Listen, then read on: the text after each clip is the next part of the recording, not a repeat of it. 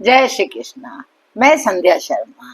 आज मैं आपके सामने एक बड़ा ही महत्वपूर्ण शब्द लेकर आई हूँ जो हमारे जीवन में कई अनुभवों से जुड़ा होता है।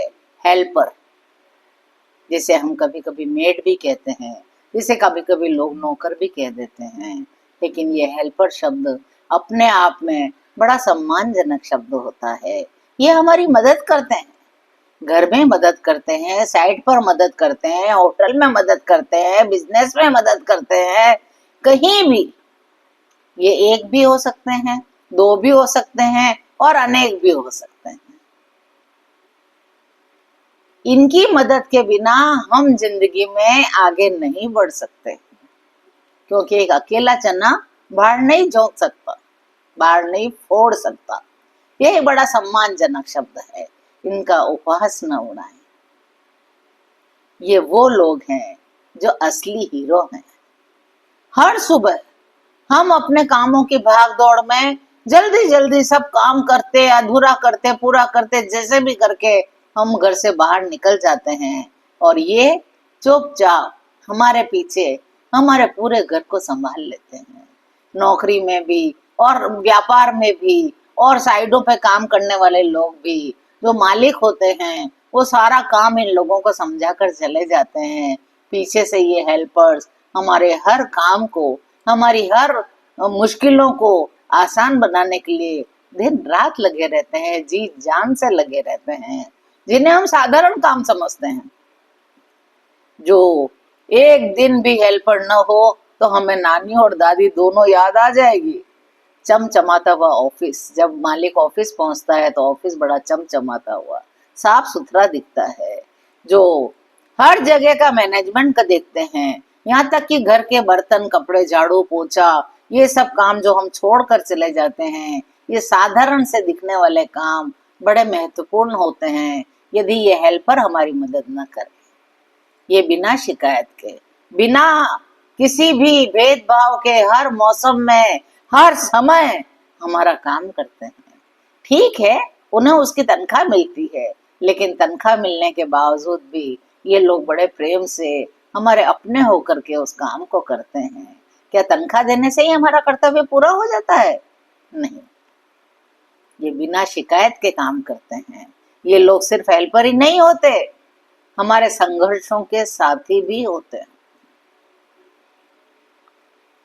कभी सोचिएगा कि क्या हम उन्हें इस तरह का सम्मान देते हैं, या फिर सिर्फ उनकी तनख्वाह देकर अपना कर्तव्य की इतिश्री समझ लेते हैं। तनख्वाह देना तो है, क्योंकि पैसे उनका हक है, ये उनकी रोज की रोटी है, पैसा तो उन्हें देना ही होगा।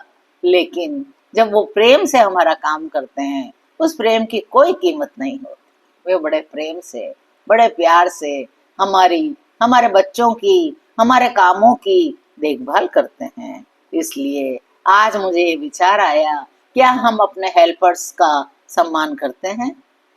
लेकिन हमें करना चाहिए। हमारा हेल्पर जब कभी थोड़ा सा परेशान दिखे, उसके चेहरे को पढ़िए, उसकी परेशानी पूछिए।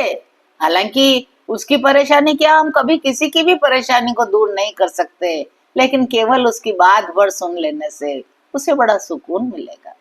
कभी उसके सिर में दर्द हो, कभी उसकी तबीयत ठीक ना हो, उसे थोड़ी देर विश्राम करने के लिए कहिए। उसके लिए एक कप गरम गरम चाय बनाइए।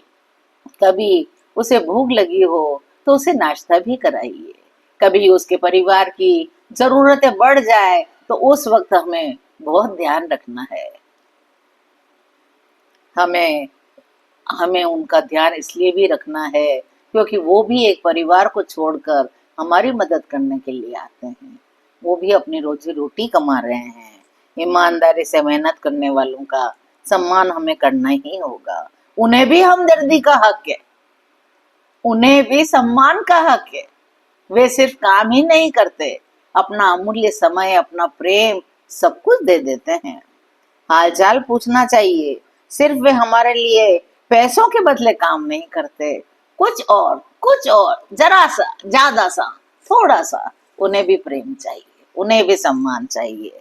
तो वे हमें संभालते हैं, तो इसलिए हम यही कहेंगे, वो सिर्फ हेल्पर नहीं होते, वे हमारे परिवार का हिस्सा बन जाते हैं। तो हमें उनकी कद्र करनी चाहिए, हमें उनकी इज्जत करनी चाहिए, हमें उनके दुखों में उनका साथ देना चाहिए और प्रेम से मुस्कुरा कर दरवाजा खोलेंगे। और जो कुछ आपको कभी कहना हो, कहना भी पड़ता है कभी, तो उसे बड़े प्रेम से कहेंगे, उसे प्यार से समझाएंगे कि यहाँ पे ये गलती हो रही है, यहाँ पे ये गलती हो रही है, वो जरूर समझेगा।